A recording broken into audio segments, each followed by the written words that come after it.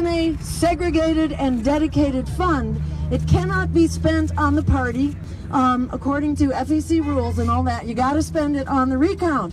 But if there is money left over, which is not exactly clear that there will be, but if we are lucky enough to have money left over, we're going to follow the FEC guidelines. If they allow us to continue spending that money on the ongoing effort to fight for voting integrity, then we will be distributing that and ensuring that we keep that fight going. What do you think about the electoral college system? Do you support it? Oh, it's outrageous. You know, it was part of the slavery system, and it should be abolished. We should have a national popular vote. Absolutely. And there's talk about, you know, a movement now, and potentially even another legal case that some people are talking about, that would call for the proportional distribution of the electoral college votes, which wouldn't be a national vote, but it would amount to the same thing. So, you know, I'd say stay tuned and let's see what happens with that. I know there's a lot of conviction and passion around this. It's absolutely outrageous that our votes are distorted by the Electoral College.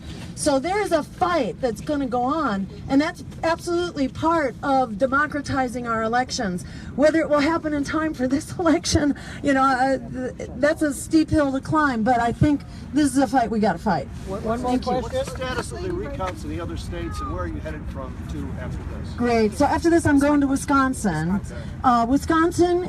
Their recount has proceeded. They have uncovered a lot of problems in that recount, and particularly in Milwaukee, the recount has been done by machine rather than by hand, which is outrageous and is another example of Jim Crow elections, that people in communities of color, where communities of color are especially concentrated, that they are denied their right to any kind of assurance that this vote is okay. That's going to proceed in Wisconsin. It is proceeding in Wisconsin, but you know, not the way it should. How about the other states? In Pennsylvania, we are waiting on a court decision. It is going forward in a fragmented and chaotic fashion because the election administration in Pennsylvania is unbelievably bureaucratic. 9,000 different districts. If you want to recount, you need 3 voters in each of 9,000 districts.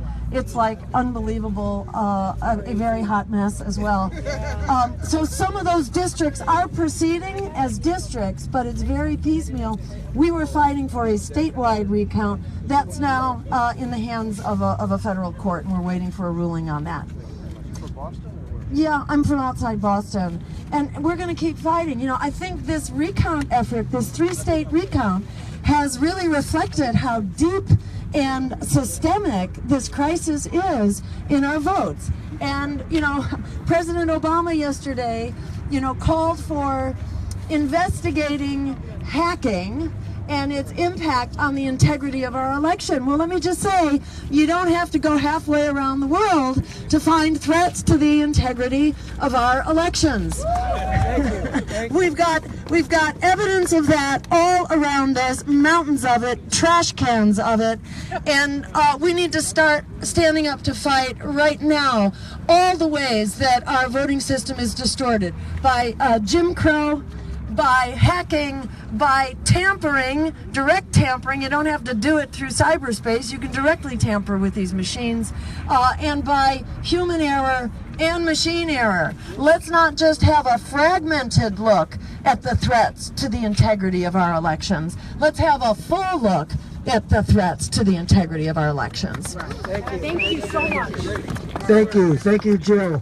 Here in Detroit, we've long experienced attacks on our democracy, from the emergency manager forcing us into bankruptcy, shutting off water to women and children, to another emergency manager poisoning the water in Flint.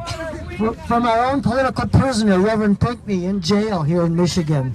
We owe an enormous debt of gratitude to Jill Stein and her team for helping to restore our democracy here in Detroit. Thank you all for being here. And a big thank you to Lou Novak and to Anita Bell, 2 of our heroes of this recount campaign. Thank you. Thank you.